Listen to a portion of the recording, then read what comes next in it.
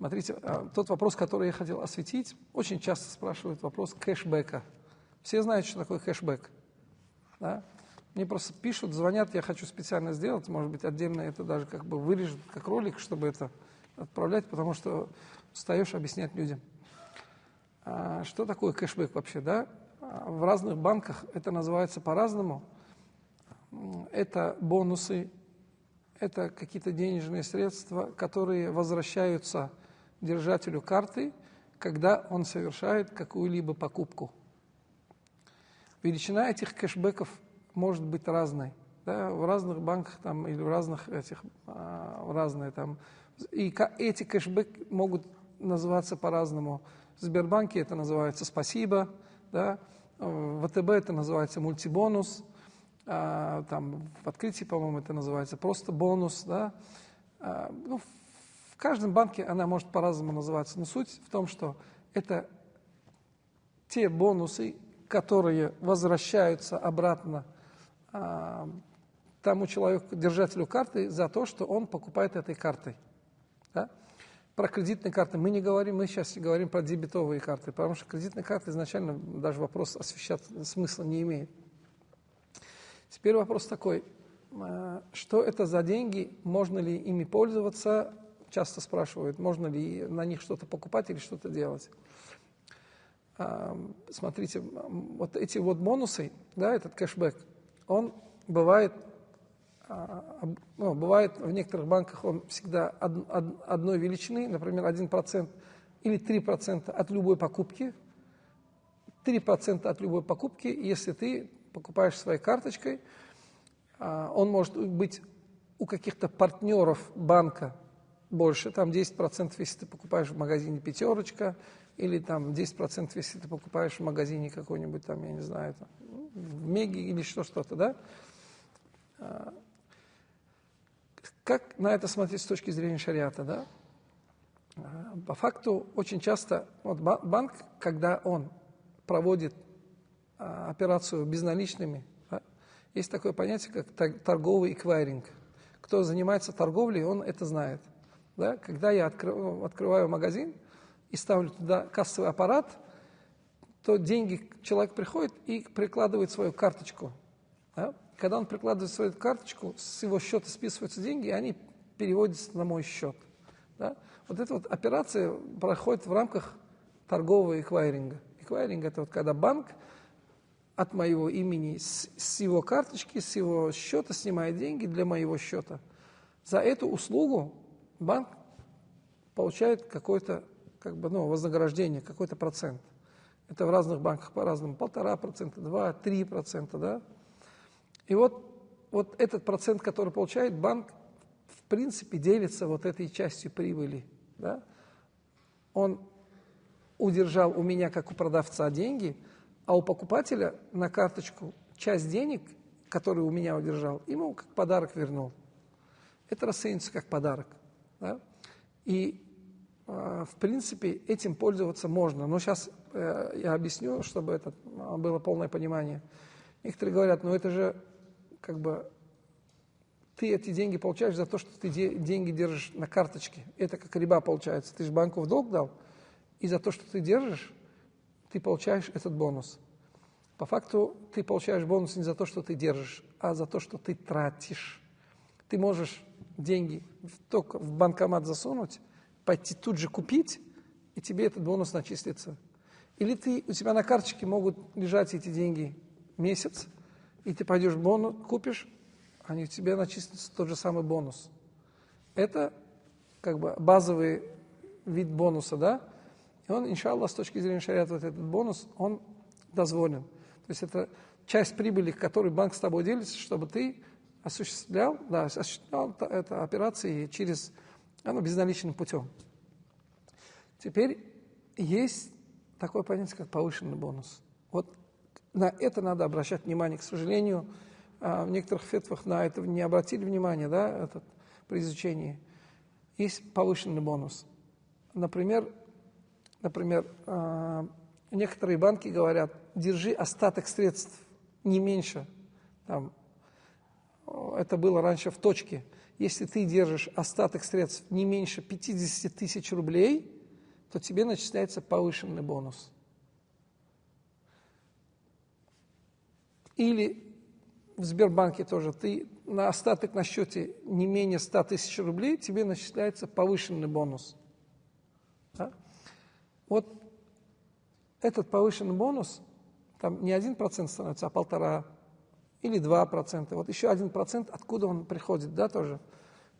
Он может приходить тоже с этого же самого эквайринга, но почему тебе его дают? Это не просто стал подарок. Это не подарок за то, что ты тратишь карточкой стал, а это подарок за то, что ты банку эти 50 тысяч рублей на счете месяц держишь, или ежемесячный остаток ты поддерживаешь не менее 50 тысяч рублей. А деньги, которые ты положил в банк на дебетовый счет, это как долг банку, потому что ты в любой момент можешь эти деньги забрать. С точки зрения шариата, это как долг банку. Хотя его очень часто называют как вадиа, да? Вадиа – это доверительный аманат, который дается, да, там, доверительное хранение вещь. По факту это не доверительное хранение, да, банку, потому что банк, если ты положил эти деньги на свой карточный счет дебетовый, он обязан тебе эти деньги вернуть. Поэтому здесь ни о каком доверительном управлении говорить, об доверительном хранении говорить не приходится. Это долг банку. С условием, что банк тебе в любой момент, когда ты запросишь, обратно вернет. То есть приходишь с банкомата, забираешь эти деньги, приходишь на кассу, говоришь, отдайте мне деньги, он тебе дает. И вот когда тебе дают дополнительный бонус за то, что ты какие-то деньги держишь уже на карте, да, то вот эта часть бонуса, она запрещена. Именно эта часть бонуса запрещена. Не базовый там какой-то 1% есть, а именно эта часть. Почему? Потому что есть правило, которое гласит «Куллю кардин или куллю дейнин джарра наф'ан фахуа риба». Любой долг, который приносит пользу дающему долг, имеется в виду, то это является риба. То есть, если я даю человеку в долг, и он после этого каждый день мне начинает заносить подарки, или он начинает подвозить моих детей, да? Или он чистит, моет мою машину, или еще что-то делает. То есть, любую пользу, которую я извлекаю по причине того, что я дал кому-то в долг, то это расценивается как ростовщичество. Поэтому Сальман Фариси, радийаллаху анху, когда он жил в Медине, и когда один из жителей, один из подвижников, который ездил в Ирак, вернулся с Ирака, он его пригласил, сказал: приходи, я тебе угощу. Ну, сделал угощение. И после того, как угостил, он ему сделал наставление и сказал: воистину ты живешь в местности, где распространено ростовщичество. Да, риба распространен. И если ты кому-либо дал деньги в долг, и он тебе подарил сноп сена, да, или подарил тебе какой-то подарок, то не бери это риба. То не бери это риба. Потому что он тебе сделал этот подарок. То есть любая польза, материальная польза, которая извлекается, да, которая получается по причине того, что я дал в долг, это любая польза, она будет являться риба.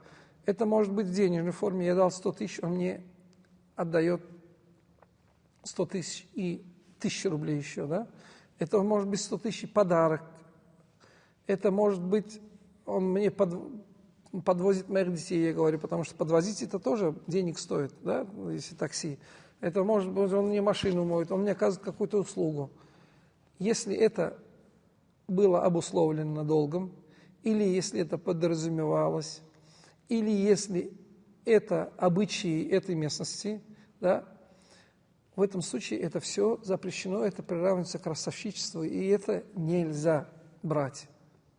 Если же человек после того, как вернул долг, тебе принес подарок, то это другой вопрос. Это уже, если это не было обусловлено, да, то в этом случае это не возбраняется, потому что пророк, саллаллаху алейхи ва саллям, сказал: наиболее лучшие из вас те, которые лучшим образом возвращают долги. И когда он брал верблюдицу 2-летнюю или 3-летнюю, он возвращал 4-летнюю, лучше. Да? И он сказал: лучшие из вас те, кто возвращает лучшим образом свои долги. При возврате без никаких условий сделать больше, отдать больше, там, сделать какой-то подарок, это не запрещено с точки зрения шариата. Но если это условие изначально стояло, когда человек брал в долг, сказал, за мной не заржавеет, я не забуду, не беспокойся, отблагодарю, все, после этого, если после этих слов ты что-то получаешь еще сверху, то это будет риба. Теперь возникает вопрос, вот эти вот подарки, которые были, да, подарки, если я с другом моим, да, Рамилем, мы вместе давно уже как бы дружим, друг другу всегда делаем подарки, там, время от времени делаем подарки, и я ему дал в долг, и он мне делает подарок. Можно мне брать или нельзя? Если это между нами было как обычай, это как бы привычка, естественно, это не из-за долга появилось, то это нельзя. А если сосед, с которым вообще у нас отношения были плохие, да, он пришел ко мне, попросил долг, и после этого начал мне подарки делать, еще что-то делать, да, ну, это понятно, что это по причине долга он мне начал делать. Поэтому такого рода как бы подарки, они будут неправильными, это будет риба с точки зрения шариата, это запрещено. И вот здесь вот, возвращаясь к кэшбэку, кэшбэки, та же самая ситуация. Да? Банк, когда говорит, оставляй мне какую-то сумму неснижаемую, как остаток, я тебе буду больше возвращать за покупки, то вот эта польза, которую ты ее извлекаешь по причине того, что ты в данной ситуации дал в долг банку. Поэтому такого рода кэшбэк, вот эта именно повышенная часть, она с точки зрения шариата запрещена. Она с точки зрения шариата запрещена. У друга подарки можно брать, если он не из-за того, что это. Да, вы говорили, что нельзя. Нельзя сказал, я оговорился, извините. Вот.